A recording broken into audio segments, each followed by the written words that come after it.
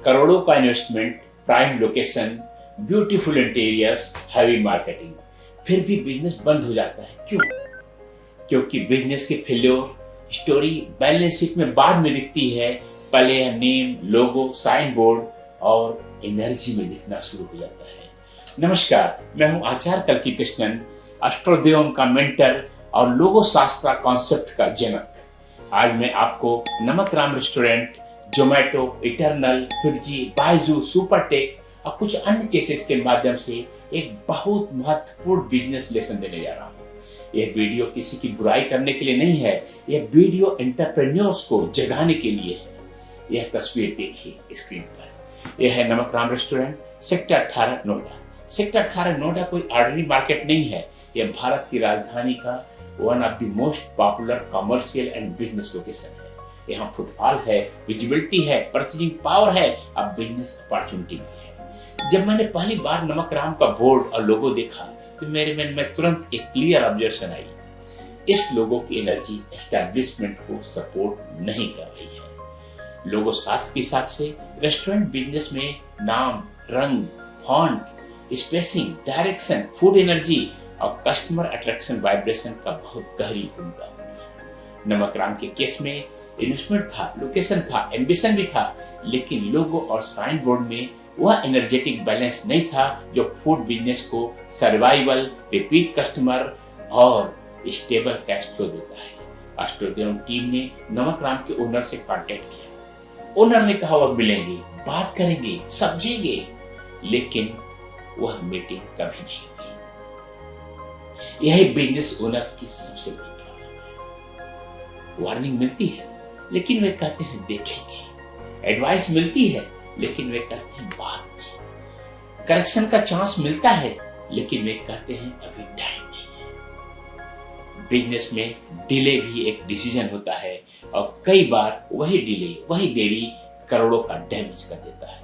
नमक राम एक isolated case नहीं है। इससे पहले भी मैंने बायजू, सुपरटेक, फिरजी और कई अन्य संस्थाओं, कंपनियों के लोगो देखकर नेगेटिव फ्यूचर इंडिकेशन दे दिए थे। बायजू एक समय इंडिया का one of the most celebrated edtech startup था, लेकिन बाद में कंपनी बहुत कठिन फाइनेंशियल एंड इंसॉल्वेंसी क्राइसिस में फंस गई। सुपरटेक के केस में पब्लिक रिपोर्ट्स में इंसॉल्वेंसी, लीगल प्रॉब्लम और नोएडा ट्विन टावर डिमोलिशन जैसे हिस्टोरिक डेवलपमेंट आप देख सकते हैं। फिरजी के केस में जनवरी 2025 से अचानक सेंटर्स की बंदी, पेरेंट्स के प्रोटेस्ट, एफआईआर और फिर ईडी के सर्चेज नेशनल न्यूज बन गए थे। सवाल यह है, क्या वार्निंग नहीं मिली थी या वार्निंग मिली लेकिन प्रमोटर्स ने सीरियसली नहीं लिया?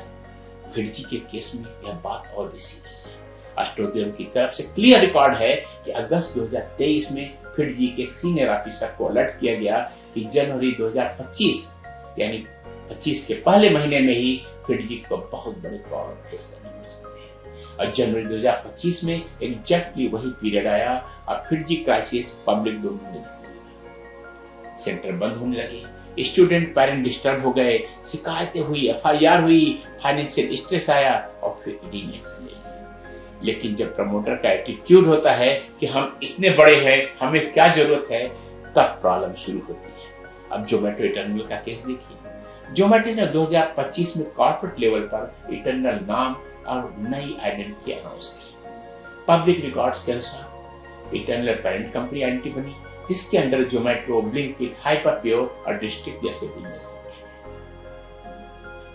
लोगो शास्त्र के पॉइंट ऑफ व्यू से इटर्नल के नाम और लोगो की एनर्जी को देखकर अलर्ट किया। मैंने कहा जोमेटो जैसे ऑलरेडी पावरफुल फूड ब्रांड को suddenly eternal identity under aggressively push करना रिस्की हो सकता है। और उसके बाद पब्लिक डोमेन में इटर्नल के रिजल्ट्स पर प्रेशर दिखने लगा।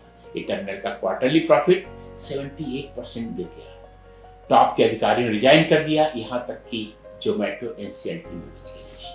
लेकिन मेरे अलर्ट पर जोमेटो पर पॉजिटिव असर आया। जोमेटो ने कंज्यूमर फेसिंग लेवल पर इटर्नल की जगह अपने पुराने जोमेटो ब्रांड को कंटिन्यू कर दिया। पब्लिक परसेप्शन में फूड डिलीवरी के लिए जोमेटो लोगो और जोमेटो आइडेंटिटी हाईलाइट था।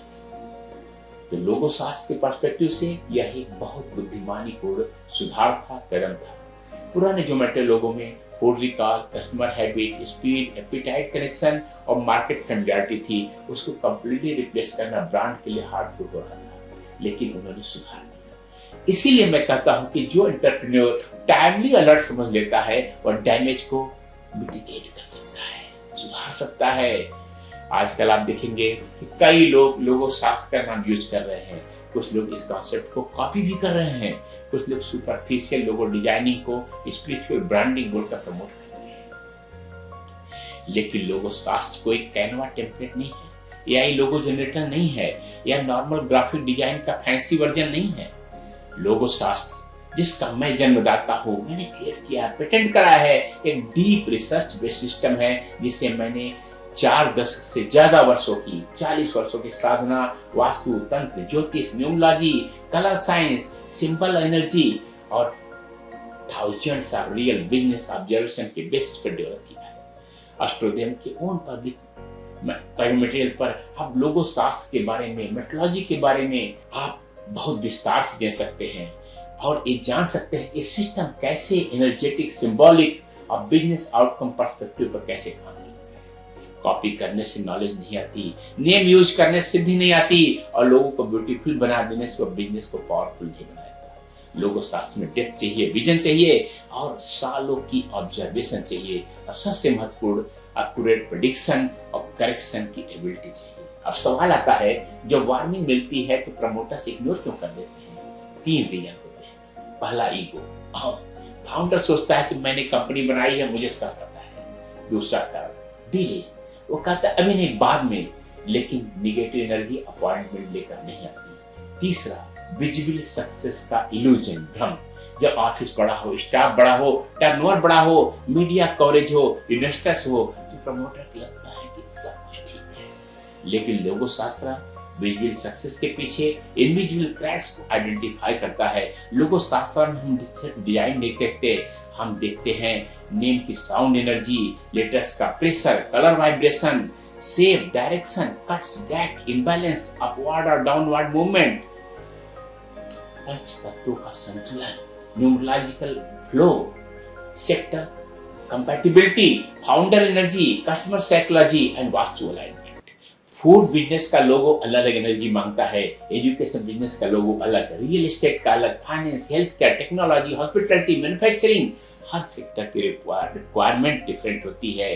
रॉन्ग लोगो रॉन्ग बिजनेस पे लग जाए तो टीम अनस्टेबल हो सकती है, कस्टमर फ्लो डिस्टर्ब हो सकता है, डिसीजन मेकिंग कंफ्यूज हो सकती है, लीगल प्रेशर बढ़ सकता है, कैश फ्लो ब्लॉक हो सकता है और ब्रांड अपनी नेचुरल ग्रोथ लूज कर सकता है। मैं ये नहीं कह रहा हूं कि लोगों ही सब कुछ है। Governance, finance, compliance, product quality, service, leadership सब इंपॉर्टेंट है, लेकिन लोगो और वास्तु फाउंडेशन जैसे। फाउंडेशन कमजोर हो तो बिल्डिंग कितनी ब्यूटीफुल हो, खतरा बना रहेगा। अगर आप रेस्टोरेंट ओनर हैं, कोचिंग इंस्टीट्यूट चलाते हैं, रियल एस्टेट डेवलपर हैं, स्टार्टअप फाउंडर हैं, कारपोरेट प्रमोटर हैं, हॉस्पिटल ओनर हैं, मैन्युफैक्चरर हैं या सर्विस बिजनेस चलाते हैं, तो एक बात याद रखिए, लोगो बनवाना और लोगो एनालाइज कराना दोनों अलग चीजें हैं। ग्राफिक डिजाइनर लोगो को अट्रैक्टिव बना सकता है, लेकिन लोगो शास्त्र एक्सपर्ट लोगों को एनर्जेटिकली सपोर्टिव करता है। बिजनेस कार्ड प्रिंट करने से पहले, साइन बोर्ड लगाने से पहले, वेबसाइट लॉन्च करने से पहले, कंपनी रीनेम करने से पहले, फ्रेंचाइज एक्सपांड करने से पहले अपने लोगों का लोगो शास्त्र ऑडिट जरूर करवाइए। करोड़ों का रेंट, करोड़ों का इंटीरियर, करोड़ों की मार्केटिंग, करोड़ों का स्टाफ कास्ट, सब कुछ लगाने के बाद अगर लोग और वास्तु बिजनेस को सपोर्ट नहीं कर रहे हैं तो प्रमोटर को बार बार अनदेखे खतरे फेस करने पड़ सकते हैं। अष्टोदेवों का पर्पस डर पैदा करना नहीं है, अष्टोदेव का उद्देश्य है प्रिवेंशन, करेक्शन एंड प्रोटेक्शन। हमारे पास लोग सिर्फ क्राइसिस में नहीं आते हैं, सेंसिबल एंटरप्रेन्योर्स, अच्छे बिजनेसमैन लॉन्च से पहले आते हैं, बुद्धिमान प्रमोटर्स एक्सपेंशन से पहले आते हैं और विजनरी फाउंडर्स रीब्रांडिंग से पहले आते हैं, क्योंकि बुद्धिमान बिजनेसमैन जानते हैं prevention is cheaper than damage control. एक टाइमली लोगो शास्त्र ऑडिट, एक टाइमली वास्तु ऑडिट, एक टाइमली करेक्शन पूरी कंपनी की डायरेक्शन बदल सकता है। इसलिए अगर आप अपने बिजनेस को गंभीरता से लेते हैं तो अपने लोगों को कैजुअली मत लीजिए। अपने logo, brand name, office, factory, restaurant, institute, showroom या कॉर्पोरेट हेडक्वार्टर्स का प्रोफेशनल लोगो शास्त्र और वास्तु एनालिसिस जरूर करवाइए। एस्ट्रोदीप टीम से कनेक्ट कीजिए। हमारे नंबर्स, ईमेल स्क्रीन पर आ रहे हैं। अपना लोगो, बिजनेस कैटेगरी, लोकेशन डिटेल्स और कंसर्न शेयर कीजिए। हम विश्लेषण करेंगे कि आपका ब्रांड आपके ग्रोथ को सपोर्ट कर रहा है या साइलेंटली अपोज कर रहा है। याद रखिए, वार्निंग को इग्नोर करना भी एक डिसीजन होता है और कई बार यही डिसीजन बिजनेस का फ्यूचर डिसाइड कर देता है। मैं हूं आचार्य कल्कि कृष्णन, एस्ट्रोदीप का मेंटर और लोगो शास्त्र जैसे महान विज्ञान के जन्मदाता। आपके बिजनेस के सक्सेस, स्टेबिलिटी और प्रोटेक्शन के लिए मेरी शुभकामनाएं आपके साथ है। हम खड़े रहते हैं आपके साथ हमेशा, हर सक्सेस के पीछे। नमस्कार।